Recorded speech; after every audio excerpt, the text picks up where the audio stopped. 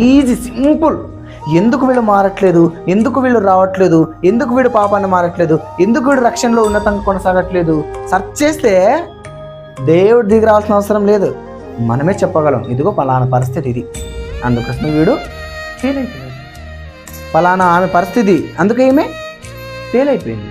అటువంటి పరిస్థితులు మనకు సంభవించకుండా ఉండాలయ్యా అంటే నేడను సమయం ఉండగానే ఏం చేసుకోవాలి? ఇల్లును చక్కబెట్టుకో. ఇల్లు అంటే ఏది? ఇల్లు మన దేహమే కదా ఇల్లు.